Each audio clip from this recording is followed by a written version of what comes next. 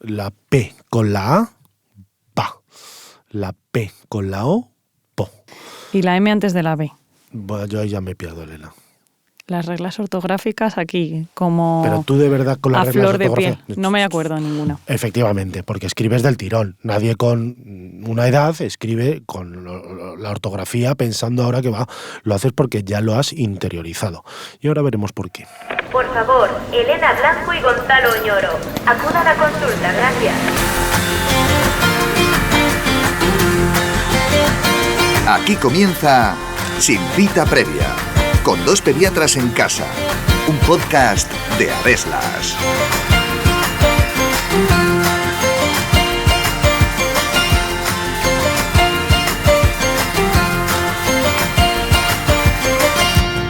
Leer y escribir nos abre un mundo de posibilidades, sobre todo a los niños, ya que muchas de las cosas de las que aprenden durante la etapa escolar requieren de un buen desarrollo del lenguaje escrito para poder recibir los diferentes conocimientos que se les inculcan en el colegio. La dislexia es un trastorno específico de la lectoescritura en donde la persona que lo sufre no es capaz de pasar del lenguaje escrito al oral con normalidad, con las previsibles consecuencias que esto tiene. Pero, ¿cómo de frecuente es la dislexia en nuestro entorno? ¿Son niños y niñas que no son capaces de leer o hay diferentes grados de afectación? ¿A qué edad podríamos decir que un niño es disléxico y cómo se diagnostica? ¿Se asocia a otros trastornos neurológicos como la hiperactividad o alteraciones de la lateralidad? Está a punto de comenzar un nuevo episodio de Sin Cita Previa en el que os contamos todo lo que tenéis que saber sobre la dislexia. Así que ajustaos bien los auriculares porque empezamos.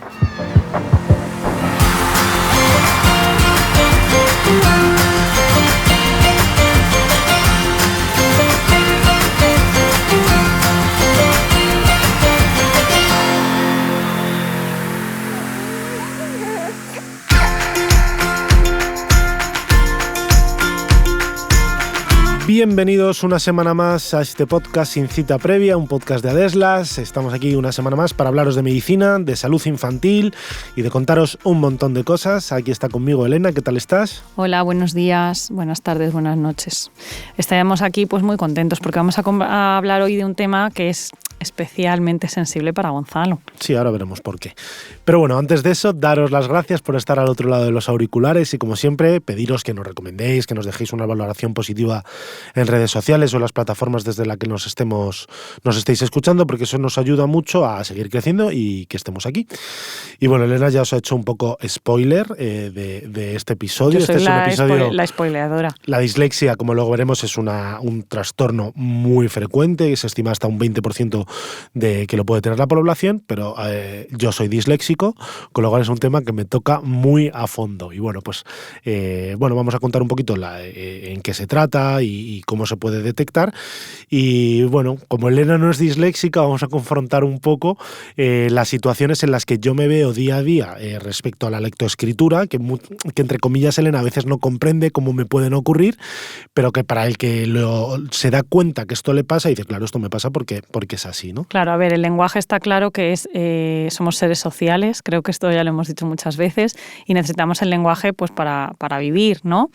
Lo que pasa es que el lenguaje, el oral y el escrito, pues aunque nos parezca que es lo mismo, ¿no? Porque dices el castellano es el castellano, ¿no? O el inglés, el no sé qué, pues no, porque el lenguaje oral es un código diferente al lenguaje escrito y el lenguaje oral lo vamos a aprender simplemente por nacer y por convivir con personas, pero el lenguaje escrito pues requiere de unos códigos y de un aprendizaje y de una estructura cerebral muchísimo más compleja que es otra cosa, y aquí es donde recae la dislexia, ¿no?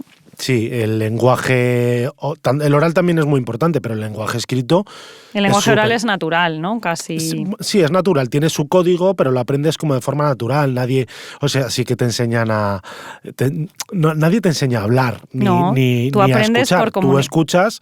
Te pasas 2 años casi escuchando y sin decir nada y de repente un día pues te pones a hablar cuando eres pequeño. Imitas los lenguajes, los sonidos, la forma en la que mueves la boca, la lengua, ¿no? Colocas todo y además cada uno lo hace diferente de acuerdo a su idioma porque es en el entorno en el que creces y estás desarrollándote. Sin embargo, el lenguaje escrito sí que te lo tienen que enseñar porque si tú coges a no me entendáis mal, un analfabeto que ha aprendido a leer y a escribir solo y escribe, yo qué sé, parking. Lo que le suena. O lo que le suena, escribe lo que le suena, porque lo traduce del lenguaje oral como buenamente ha podido. Pero es que el lenguaje escrito, si no te dicen esas reglas ortográficas que decía Elena antes de saltar la musiquilla, pues no, esas te las tienes que aprender, aunque luego las interiorices y no las utilices, no tengas que pensar en ellas para utilizarlas, pero esas son cosas que te tienen que enseñar. Y además que son diferentes dependiendo de cada idioma. Bueno, claro. Y sobre todo, bueno, porque es que el lenguaje escrito es muy importante. Entonces, si estamos hablando de un trastorno que afecta a la lectoescritura, teniendo en cuenta que los niños, acuden al colegio y a las escuelas cuando son pequeños para aprender lo que les va a permitir desarrollarse a lo largo de su vida, si tienen un trastorno que les impide adquirir todos esos conocimientos de la misma forma que sus compañeros de clase, pues es una cosa que tendríamos que intentar detectar lo antes posible para poner los apoyos necesarios, ¿no? Pero vamos a hablar un poquito más de lo del lenguaje oral y el lenguaje escrito, porque yo creo que cuando hablas de dislexia y dices es un trastorno específico de la lectoescritura y la gente pues lo traduce y bueno, no está mal dicho, que es un niño que lee y escribe mal, ¿no? Pero ¿por qué ocurre eso? Y esto es muy interesante, porque estábamos hablando del lenguaje oral y el lenguaje escrito, ¿no? Y el lenguaje oral que se desarrolla de manera natural, al final, si nos vamos a la parte más pequeñita del lenguaje oral, ¿no? Lo que hacemos es emitir sonidos, que son los fonemas, que es la unidad más pequeña del lenguaje oral que carece de significado, ¿no? Pues es un sonido pa, ma, o, pe, u, a, como hacen nuestros hijos ahora que están en esa fase, ¿no? Y entonces cuando juntamos esos fonemas obtenemos sílabas, palabras, frases que son a las que ya les hemos dotado de significado, ¿no? Tú a una a la r, pues eso no tiene ningún significado, que son los sonidos, pero si tú juntas algunos de ellos, pues te sale correr, por ejemplo, o perro, o coche, que eso ya sí que tiene un significado. Claro, y además eso, pues bueno, cuando ya tiene un significado y además lo utilizamos para comunicarnos, pues ya tiene todo, este es el desarrollo del lenguaje oral que está presente desde el nacimiento, pues al principio con sonidos, jiji, sí, bisílabos, papá, mamá, ¿no? Todo eso, hasta que en torno a los 2 años son capaces de hacer frases simples y a los 3 años más o menos, pues todos los niños que no tengan ningún problema, pues van a tener un lenguaje, obviamente todavía con problemas de pronunciación propios de... Sí, con poco vocabulario propios de la edad, pero que poco a poco, más o menos hasta a los 6 años, todos los niños que no tienen ningún problema, tienen un lenguaje establecido en su idioma, completo, con un vocabulario adecuado a su edad, con estructuras gramaticales propias del lenguaje oral y con una pronunciación adecuada o debería ser adecuada a esta edad. Y más o menos coincidiendo con esta edad y este punto en el que el desarrollo del cerebro ya nos va a permitir, ya tenemos las estructuras cerebrales adecuadas para aprender los códigos del lenguaje escrito, más o menos en torno a los 5 o 6 años, bueno, cuando empieza la primaria quizás, es cuando empezamos con el código del otro lenguaje que tenemos que aprender y nos tienen que enseñar, que es el lenguaje escrito. Sí, igual que decíamos que los fonemas son la unidad mínima del lenguaje oral, en este caso el lenguaje escrito utiliza o tiene otra unidad mínima, que son los grafemas, ¿no? Que son lo que se escribe, por decirlo de alguna manera, pues la letra escrita, pero que carece de significado en sí misma. Tú ves una R en una hoja y eso no significa nada, simplemente es una letra, un grafema. Pero claro, juntas un dibujo, grafemas, ¿no? Como si un dibujo, fuese, sí. De hecho, provienen antiguamente los grafemas de las letras. Esto es una cosa ya muy friki, pero bueno, los grafemas del alfabeto al final proceden de la época antigua, que en vez de hacerse letras, por así decirlo, se hacían dibujitos. Claro. Y esos dibujitos fueron degradándose hasta los grafemas. Hombre, los jeroglíficos egipcios, ¿no? Sí, algo parecido a eso. Pero bueno, tú juntas grafemas, juntas una R, o una R, mejor dicho, porque ya tiene tal, con una G, con una A, y ya tenemos gra, y juntas varias y al final tienes gramática, por ejemplo. Y al juntar todos esos grafemas ya tienes una palabra escrita. Que tiene un significado que tú lo codificas al lenguaje oral y es una palabra, ¿no? Claro, lo que pasa es que aquí es la parte más importante del episodio, es que una cosa es la palabra escrita en un papel, ¿no? Que es varios grafemas juntos, y otra cosa es los fonemas juntos que al final dan lugar a esa palabra, ¿no? Porque al final, aunque para la mayoría es un poco complejo de entender, aunque parezca lo mismo, son cosas completamente diferentes, ¿no? Y entonces lo que hace nuestro cerebro de forma automática, cuando ya se ha aprendido a leer y a escribir y tenemos todo ese lenguaje oral y escrito desarrollado, hace una conversión entre grafemas y fonemas de forma automática, sin que tengamos que pensarlo. Tú te pones a leer y lo lees directamente y entiendes lo que estás diciendo, un garabato en el papel, un poco de tinta ahí, no tiene ningún significado. No es como que tú veas un elefante y ya ves a la forma del elefante. No, tú has leído la palabra elefante, has descodificado del grafema al fonema en tu cerebro y en tu cerebro entonces se ha evocado la palabra elefante con lo que significa el elefante, el animal ese muy grande de aspecto gris, ¿no? Pero eso es un proceso súper complejo, aunque lo hagamos de forma automática y sin darnos cuenta. Y ahí es donde precisamente que requiere un aparece la aprendizaje dislexia. y una madurez cerebral. Y la dislexia, lo que pasa es que hay un trastorno neurobiológico de estos procesos cognitivos que nos van a ayudar a hacer esta decodificación, en el que hay algo que falla con más o menos intensidad que hace que lo que estás leyendo no lo puedas convertir bien a lo que vayas a decir y entonces tienes problemas, por ejemplo, solo a lo mejor en que intercambias letras, lees despacio, no consigues fluidez en la lectura o no paras de cometer faltas gramaticales, acentos. Por ejemplo, en nuestro lenguaje las H's no suenan, o sea, en nuestro idioma las H's no suenan, entonces esto es muy típico que hacer sin H, ¿no? O ha corrido sin H. Claro, o sea, cosas que como no las descodificas bien, pues a ti además es que tú lo ves y tampoco te suena. Al que tiene una dislexia, pues tampoco lo ve, no sé. No le sangra, ya no lo ve raro. Lo digo yo como disléxico. Lo ve bien. A veces nos ocurre cuando escribimos para el blog o escribimos alguna cosa y tal. A mí me pasa mucho que me lo dice mi madre y me dice, corrige esto muy rápido que has puesto ha corrido sin H. Y yo, mamá, es que a mí no me sangran los ojos. O sea, lo leo 10 veces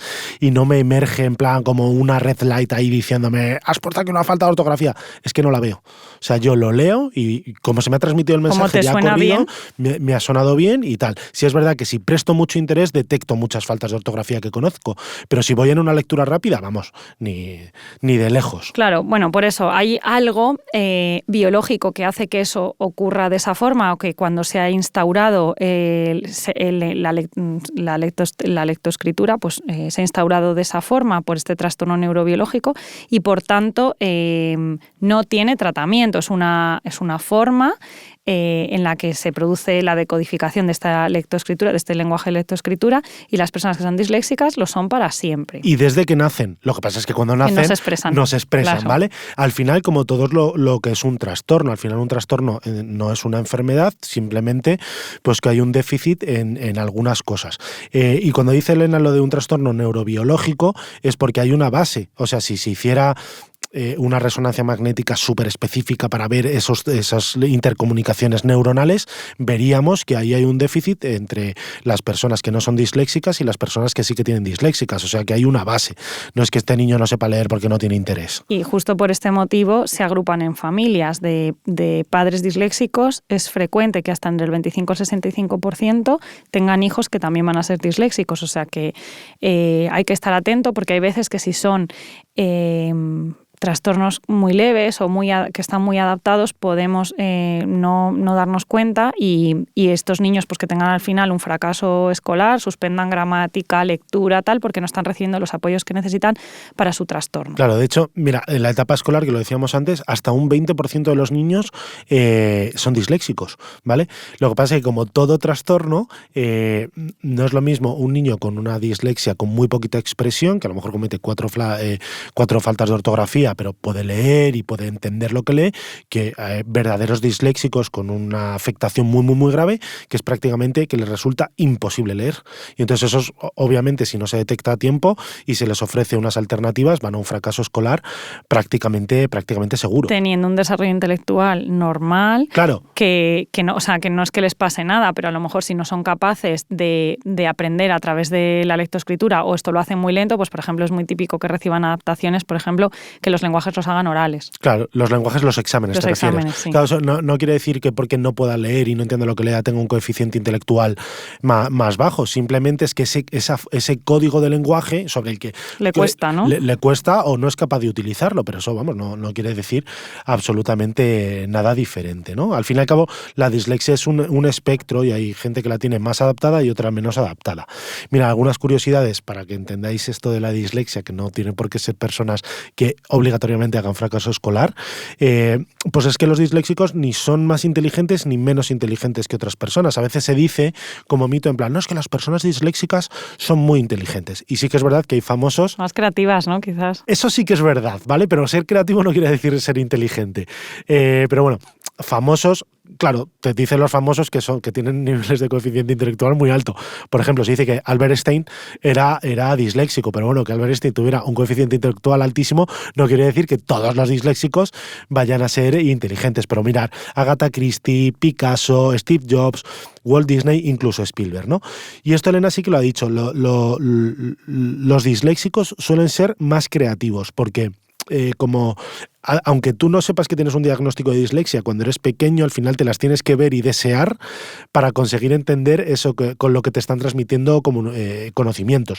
Entonces suelen ser personas creativas o que buscan el recorrido para poder llegar a lo mismo que los otros. Son personas que tienen muchos, que se esfuerzan mucho y bueno, que tienen una rama artística creativa normalmente muy desarrollada. Bueno, cosas así, a lo mejor mitos, ¿no? Que dicen los disléxicos que tienen problemas de la lateralidad, que no diferencian bien la derecha de la izquierda, pero esto es otra cosa y no siempre se va a relacionar. Y luego también se ha asociado mucho la dislexia con el trastorno de déficit de inatención e hiperactividad, pero no es obligatorio. Pero hombre, es evidente que si un niño tiene muchos problemas de la lectoescritura, no recibe adaptaciones en el colegio, pues puede al final tener una inatención y un fracaso escolar por este motivo. Entonces es importante pues poder detectar bien a estos niños a tiempo para que reciban sus apoyos, porque con un coeficiente intelectual normal que tienen la mayoría o casi todos los disléxicos, pues van a poder tener un curso escolar normal y graduarse sin problemas.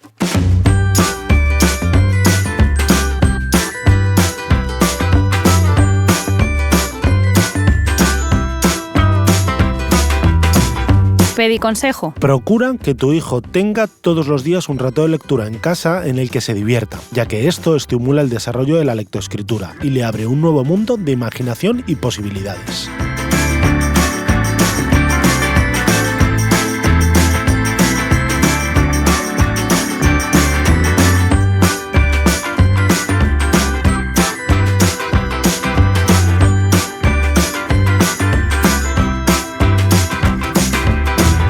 Una de las cosas que es obvio que si no lees bien, porque no haces bien la decodificación del lenguaje, pues no vas a disfrutar de la lectura, te va a costar y no te va a gustar. Entonces es muy típico que los niños con dislexia pues no les gusta leer. Y aquí va la pregunta, Gonzalo ya lo ha dicho al principio, él es disléxico, y entonces aquí es cuando comparamos nuestras infancias, pues a ver, Gonzalo, ¿a ti te gustaba leer o no? Pues no, la verdad es que no. O sea, no, tampoco tengo mucho recuerdo de la infancia de pequeño, pero sí que es verdad que yo no era el típico niño que me cogiera un libro para entretenerme, o si tenía que buscar un divertimento de alguna forma, pues normalmente no estaba asociado a la lectura, salvo que me obligaran. Sí que es verdad que claro. Recuerdo que luego veremos mi diagnóstico de dislexia ha sido mucho más tardía, ya en la etapa adulta, pero sí que recuerdo que en séptimo de GB, yo hice GB todavía, GB Bupico, en séptimo de GB, unas tareas como especiales que no tenían mis compañeros de clase era leer un libro por la tarde en casa, en alto, leerme en una grabadora y hacer un resumen en un cuaderno. Está claro que eso no es habitual que te lo manden a cualquier niño, con lo cual algún problema tenía que tener yo con la lectoescritura, también cometía muchas faltas de ortografía y las sigo cometiendo, y algo tenía que haber ya ir rondando por ahí para que, bueno, pues yo no sé qué coeficiente intelectual tengo, pero bueno, he conseguido hacer una carrera difícil como es una carrera de medicina, con lo cual, pues lo que dicen es que si tengo una dislexia la tengo que tener muy bien compensada, porque si no todos esos conocimientos de tanto leer libro y tanto, pues que no hubiera podido llegar, o a lo mejor es que tengo una dislexia leve. Pero sí que es verdad que a mí normalmente no me gustaba leer porque me resultaba muy complicado, tardaba mucho en leer o tenía que hacer mucho esfuerzo. Ahora de adulto sí que me encanta leer, pero bueno, a lo mejor no leo a la velocidad que lee Elena, por ejemplo. Y te cuesta más leer en voz alta que si estás leyendo como para ti. Sí, eso es un drama. Este podcast que escucháis está guionizado, obviamente, y hay una unas partes que sí que son leídas en texto, por la introducción y todo esto, y yo normalmente tengo que repetirlo varias veces porque cometo muchísimos defectos de dicción cuando ahora, por ejemplo, cuando estoy hablando ahora, pues el discurso que tengo es fluido y es normal, pero en lectura me cuesta mucho. Te vamos a poner a decir 3 tristes tigres. Los trabalenguas van fatal para los disléxicos, porque aunque los trabalenguas sean lenguaje oral, normalmente nos fijamos en las palabras y las vamos hasta la última letra, como si fueran grafemas, lo que hemos dicho antes, y entonces a los disléxicos nos cuestan muchísimo los trabalenguas. Pero vamos por ahí, pues con los síntomas de la dislexia, porque claro, estará la gente escuchándonos diciendo, vale, pero a mi hijo no le gusta leer, pero a ver si es disléxico, ¿no? Entonces, por edades, dependiendo de la edad de cada niño y cada punto del desarrollo del lenguaje, tanto oral y escrito, se va a manifestar de una forma u otra, ¿no? Importante decir que es obvio que si todavía no está establecida la lectoescritura, no se puede decir que un niño es disléxico, ¿vale? Hay cosas que son propias de la edad, de cuando están aprendiendo, las faltas de ortografía, confundir algunos grafemas, pues todo eso son normales y habrá que identificar bien estos niños pequeños, los que lo van a mantener a lo largo del tiempo, de los que son propios de la edad. Sí, porque parecido, hay otros síntomas que lo pueden acompañar. Claro, es parecido a cuando hicimos el capítulo del tartamudeo. Es normal que durante el desarrollo del lenguaje oral los niños tartamudeen un poco, que tengan dislalias. Claro, hay que separar lo que es normal dentro del desarrollo del lenguaje de lo que no. De todas maneras, sobre todo, habías dicho antes del pediconsejo, que normalmente se empieza a leer entre los 5 o 6 años, en torno a primero de primaria, y eso es verdad, pero sí que es verdad que hay métodos que enseñan a leer desde muchísimo antes, desde a partir de los 3 años, ¿vale? No decimos que sea mejor ni peor, son diferentes tipos de métodos, pero lo que sí que está claro es que si un niño no tiene desarrollado plenamente el lenguaje oral, que es en torno a los 6 o 7 años, no podríamos diagnosticarle de disléxico, porque para poder desarrollar el lenguaje escrito, primero tenemos que tener establecido el lenguaje oral, ¿vale? Con lo cual eso sí que es muy importante. Pero bueno, vamos por el principio. Los niños de corta edad, los niños pequeñitos, en esa primera etapa, los errores frecuentes que cometen son, por ejemplo, confundir tipos de letras, ¿no? Por ejemplo, los grafemas P y B los confunden mucho al escribir. Los confundes mucho al escribir y alteran las letras, ¿no? También por eso mucha gente piensa que tienen los defectos de la lateralidad y confunden derecha con izquierda, pero es simplemente pues que los confunden. O por ejemplo que no diferencian una G y una J a la hora de escribir, a la hora de pronunciar, aunque no se pronuncian exactamente igual, pero dará un poco igual. Garaje, el otro día nos lo preguntaba nuestro hijo, nos dijo, papá, garaje en la segunda con G o con J. Y yo le dije a Elena, oye, garaje con G o con J, porque lo tengo que pensar mucho, y a Elena le sale de primeras. Claro, y luego, como todavía lo que leen despacio y leen cositas cortas, pues estos niños pueden tener una lectura lenta, que van a ser disléxicos, y hay otros que todavía están aprendiendo y leen lento. O sea que bueno, claro, que ahí tampoco es tan fácil identificarlos. Claro, y sobre todo como son textos cortos los que hacen cuando están aprendiendo, normalmente no les cuesta comprender lo que leen y tampoco tienen por qué leer lento porque son palabras y entonces a lo mejor cometen ese error de la letra, pero lo que es la lectura no la tienen tan deficiente, por decirlo de alguna manera. El tema es cuando va pasando el tiempo y estas cosas que son propias del aprendizaje pues no acaban como de solucionarse. O sea, son niños que siguen leyendo lento, siguen cometiendo muchas faltas de ortografía, cuando leen en voz alta no son capaces de entonar porque están como tan concentrados en leer lo que están haciendo que no son capaces de dar pues los giros del lenguaje que tienes cuando estás leyendo, pues los guiones, tal. Entonces, todas estas cosas pues es como que no tienen una evolución que es esperada para su edad y por su grado de aprendizaje y su capacidad intelectual. Sí, de hecho muchas veces esta es la etapa en la que muchos padres lo dicen, es que me han dicho que a lo mejor puede ser disléxico, pero claro, si la profesora le explica las cosas de forma oral, en vez de que la niña lo tenga que leer, lo entiende perfectamente. Oye, pues ahí a lo mejor sí que hay una dislexia, porque si la niña no es capaz de comprenderlo o tarda muchísimo en comprenderlo estando escrito, pero lo entiende a la primera en oral, pues seguramente ahí hay un problema, ¿no? Aparte estos niños, pues eso, entre los 7, 10 años más o menos, empiezan a cometer faltas de ortografía incorregibles, lo que decíamos.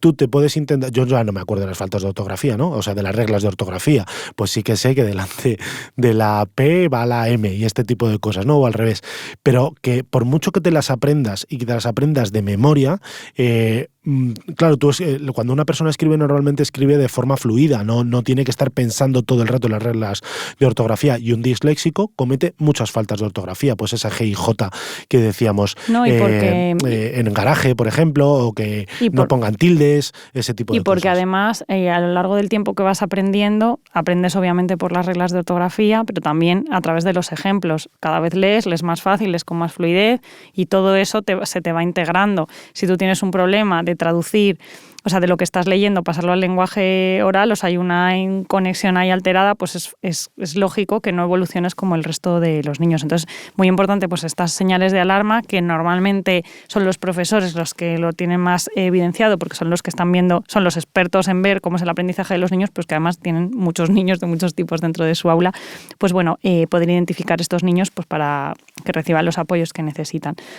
Y luego, pues en la edad adulta, todo lo que está diciendo Gonzalo, son adultos que siguen cometiendo faltas de ortografía, que es como, pero ¿cómo puedes escribir hacer sin H? ¿No? O sea, es que es como que no entra en la cabeza, pues yo no lo veo, es que a mí no me suena mal, total, yo cuando lo leo suena a hacer, ¿no? Por ejemplo. Pues esas cosas. Lo que pues sigues leyendo lento, te sigues atascando, un trabalenguas te cuesta decirlo, todas esas cosas. Y claro, todo eso pues tiene unas consecuencias, ¿no? Pues que te dé vergüenza leer, que te veas peor que los demás, que te creas que eres más tonto. Pero ya no solo de adultos, sino de, esto lo cuenta mucho Luz Reyo, que ahora hablaremos un poquito de ella, que diga en la etapa escolar que todavía no entiendes lo que te está pasando y dices, oye, ¿y por qué yo me esfuerzo tanto en estudiar y no consigo los mismos resultados que mis compañeros estudiando lo mismo? O sea, que te puedes ver autominusvalorado. De hecho, para el rendimiento escolar está clarísimo, pero también para el rendimiento laboral. Tú imagínate que vas a una entrevista de trabajo y de repente te dicen, tienes que leer un texto en alto. Vamos, a mí me caerían los sudores. De hecho, a nosotros nos pasa, bueno, cuando damos alguna charla en el centro de salud o en el hospital, que nos preparamos presentaciones, yo nunca las leo. O sea, yo sé, las tengo de apoyo y son muy visuales, hay mucho dibujo, porque sé que como me pongo a leer frases, vamos, cometo muchos errores. Y, por ejemplo, el típico error, pero lo de la lectura lenta, que pasa mucho a los disléxicos, es si te pones a leer un libro o un periódico al lado de otra persona que no es disléxica y te dice, pasa la página, y tú dices, es que todavía voy por la mitad. O sea, que claramente vas mucho más lento. A mí, por ejemplo, también me pasa leyendo cuentos a nuestros hijos por la noche, que voy muy lento, y lo que dice Elena de que hago lenguaje muy monótono como si fuera un robot, porque estoy concentradísimo en no cometer errores de las palabras. Sin embargo, no me pasa cuando leo poesía. Entonces, cuando les leo Gloria Fuertes, quizás es porque como sabes cómo va a rimar, aunque no te sepas la rima y te imaginas la palabra que va a aparecer, cuando leo poesía, si no es compleja, me refiero, vamos, eso lo hago perfecto. Así que me encanta hacer ese tipo de lectura. Bueno, y entonces, claro, todos los disléxicos buscan formas de adaptarse para estar como metidos en el proceso normal, ¿no? Tú pues tienes que estudiar, vas a la universidad, pues tú buscas tus propias adaptaciones para poder continuar tu proceso, ¿no? Entonces, bueno, es lo que dices, si te cuesta entender un enunciado porque lo ves escrito, pero si te lo dicen oral, lo entiendes perfectamente, pues a lo mejor una de las adaptaciones posibles, ¿no?, es que los exámenes te los hagan de forma oral. A la hora de tomar apuntes, pues a lo mejor... Claro, yo por ejemplo en la carrera llegó un momento, nos ponían, era la época en la que pasábamos de las transparencias al PowerPoint, ¿no? Entonces nos ponían mogollón de PowerPoint y ahí el profesor leyéndolo y leyendo y todo el mundo copiando rapidísimo en un papel. A mí no me daba tiempo a leer, copiar y escribir y entender lo que me estaban diciendo. Así que llegó un momento en el que dije, mira, tengo una amiga que se llama Rebeca que me prestaba los apuntes y yo lo que hacía era atender en clase. O sea, simplemente me sentaba y escuchaba y el profesor me miraba como diciendo, ¿pero quién es ese que no toma apuntes? Yo, pues seguramente era porque me enteraba mucho mejor cuando solo escuchaba que tener que escuchar, leer y escribir. Y de hecho fue cuando empecé a sacar buenas notas en la carrera. Claro, a ver, el problema de esto es que tengas un problema adaptativo mucho más importante, que no te hayan diagnosticado, que no hayas recibido los apoyos y al final pues no apruebas ni para atrás y tengas pues un fracaso escolar de una cosa que con apoyos adecuados podría haber sido una cosa normal. Entonces, bueno, es muy importante que todas las personas que se dedican a la educación y que están en el entorno de los niños, pues que identifiquen bien estos procesos para poder que los niños y luego adultos posteriores pues reciban, primero sean comprendidos, sean apoyados y puedan tener pues un desarrollo intelectual y de su profesión y de sus habilidades pues normales. Sí, lo que está claro es que ante errores manifiestos en la lectoescritura para la edad, o sea, si un niño va muy retrasado en lectoescritura, debería ser evaluado para ver que no es disléxico, ¿no? ¿Y quién debe hacerlo? Pues, a nosotros nos acaban llegando muchos niños disléxicos a la consulta diciendo, mira, me dicen del colegio que a lo mejor es disléxico. La verdad es que el pediatra no es el profesional más adecuado para diagnosticar una dislexia. En el fondo, como todo trastorno del aprendizaje que decimos, tienen que ser evaluados o por neuropsicólogos o pedagogos, que son los verdaderos especialistas en el aprendizaje, ¿no? Y aquí la importancia del equipo de orientación escolar, que son no que no deberían salir del ámbito escolar para diagnosticar una dislexia, pero si se detectan este tipo de casos en el ámbito escolar, son los propios centros los que están capacitados para hacer esta evaluación. Y aquí, la importancia de los neuropediatras, que muchas veces derivan el neurólogo. Pues los neurólogos, por una dislexia, me refiero. Claro, los neurólogos pueden tener valor para diagnosticar si ese proceso de la lectoescritura específico del aprendizaje, que también hay de otros tipos, se debe a una enfermedad neurológica de base, ¿no? En ese papel podrían tener importancia, pero ellos no son tampoco los que hacen los test ni las evaluaciones para poder diagnosticar este tipo de trastornos. Claro, porque estos test los hacen como he dicho antes, neuropsicólogos y los pedagogos. Son los que han aprendido en su carrera a hacer este tipo de test, así que son los que deberían hacerlo. Sí que me gustaría mencionar un test de cribado que se puede hacer desde casa, desde el ordenador, que se llama Change Dyslexia, que está desarrollado por esta chica que os decía antes, que se llama Luz Reyo, que se llama Detective, y entonces es un test científico que han desarrollado para que, es una iniciativa que tiene mucho impulso para ella. Luz Reyo es disléxica, y entonces para intentar detectar todos los casos posibles. Entonces, esta página web se puede consultar, Detective con Y la primera, en el que tú haces un test, no te dice si eres disléxico o no, te dice si estás en alto riesgo de dislexia o si tienes bajo riesgo de dislexia. Y normalmente las personas que tienen alto riesgo de dislexia luego son diagnosticadas de disléxicos. Yo me lo hice, que fue cuando llegué a mi diagnóstico, y daba alto riesgo de dislexia. Así que os recomiendo esta herramienta, es muy interesante si tenéis hijos con problemas en la lectoescritura. Y ya lo hemos dicho un poquito al principio, ¿no? La dislexia no tiene cura, porque es un trastorno neurobiológico que existe desde el nacimiento. Lo que sí que podemos ofrecer son estrategias para mejorar la lectoescritura y adaptar este trastorno al día a día de nuestros hijos. Existen muchos software para ejercicio, para mejorar la percepción del habla, para tener conciencia fonológica, para un procesamiento ortográfico y todo este tipo, o tener una muchísima mejor comprensión lectora, pues que está muy bien, ¿no?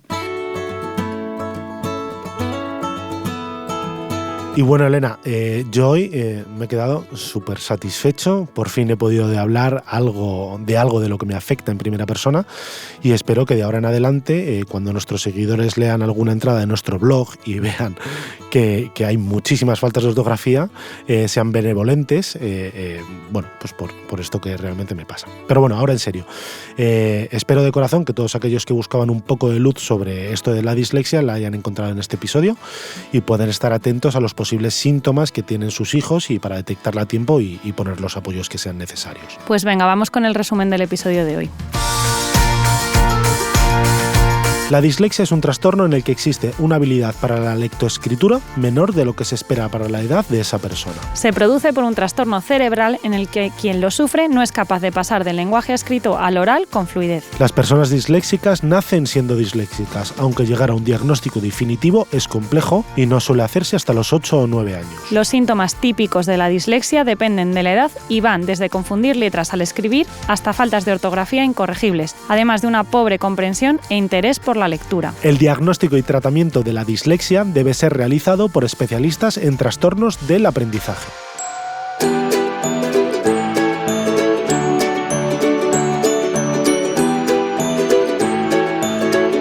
Y hasta aquí el episodio de hoy. Muchísimas gracias por aguantar hasta el final y no os olvidéis de dejarnos un comentario o una valoración de 5 estrellas tanto en redes sociales como en las plataformas desde las que nos escuchéis. Y por supuesto, gracias a Deslas por promover la divulgación científica como mejor herramienta para que los padres y madres cuidéis mejor a vuestros hijos. Nos escuchamos en 7 días. Hasta la semana que viene.